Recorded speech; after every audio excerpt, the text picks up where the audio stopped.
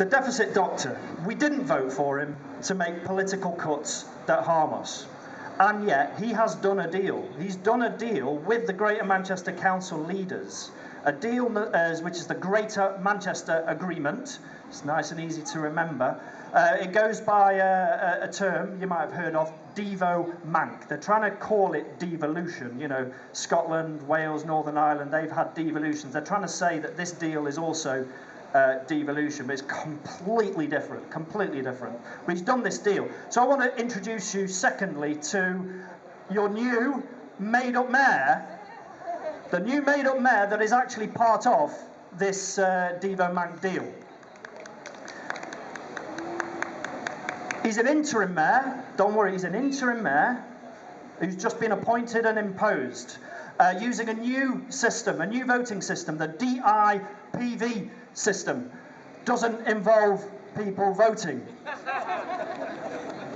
And that's Tony Lloyd is the man. He is now our new interim mayor who got 6 votes from Greater Manchester. There was 5 votes and then they had a bit of a fight and then it moved it up to 6. So that means now our new made-up mayor is appointed. Now the powers of the made-up mayor cover transport, housing, planning and policing, and with proposals for further powers. So it's a major big deal, this.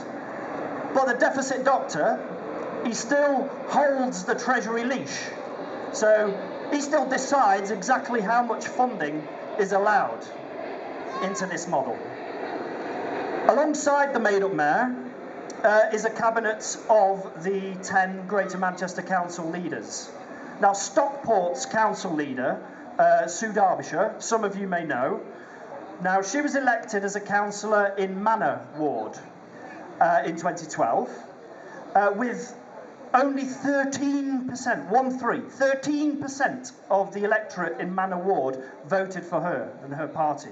That's just under 1,500 people. And now she's part of this cabinet of the leaders with the made-up mayor looking at all these powers at the end of the deficit doctor's Treasury leash. We didn't vote for the made-up mayor or the Stockport council leader or the other council leaders to implement these political cuts that harm us. Now in February, new powers were announced as part of this whole shenanigans. Over 6 billion of the NHS budget, including powers over the workforce, regulation, information sharing and buildings, as well as the cash, for the entire health and social care system across Greater Manchester. Again, a major big deal. Simon Stevens, some of you may have heard of, he's the chief executive of NHS England. He used to be a very senior guy in an American health insurance outfit before that, so he's got a lot of experience. He's quoted as saying, "This is potentially the greatest act of devolution in the history of the NHS since 1948. Again, a major big deal. George Osborne, deficit doctor, he has called this deal that he's done a revolution in government. Okay? These guys and the Greater Manchester Council, they've locked themselves in the cockpit. These decisions are being made behind that locked door. You're not invited, I'm not invited, we're out of it. We weren't even asked. We did a sample in Crumpsall Ward, which is where Sir Richard Leese was elected, again with hardly anybody voting for him. And I think it was about 90% or 95%, I can't quite remember, it was a very high number. Hadn't even heard he'd even done this deal. Hadn't even heard he'd done this deal. We also went to Oldham, Failsworth Ward, Jim McMahon, council leader there, same. Nobody knew that these guys had done this deal, and yet it is the biggest change to how decisions are made, affecting all our lives. And these decisions aren't things that are done today, change our mind tomorrow. These decisions are made, they affect us all for a very long time. Can we trust them? Well, no. Maybe they are brilliant people. Maybe we are lucky here in Greater Manchester to have such fabulous, fantastic, talented, competent, loving, caring, kind people who will make these decisions on our behalf for all our benefits. And that would be amazing. I would love that to be true. But they've locked themselves in the cockpit, and I haven't got a clue whether that is fantasy or even remotely close to reality. It's too dangerous. It's just too dangerous.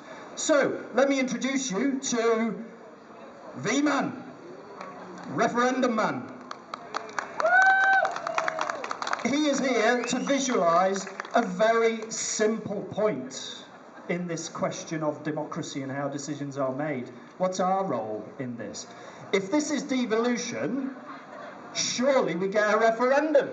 Surely we get a referendum. Surely we just ask, this is a fantastic deal, guys. Look what we've done. Brilliant. Here you go. Brilliant. Go for it, guys. Or, whoa, hang on a minute. We don't understand this. What does this mean? No, go think again. Get a better deal.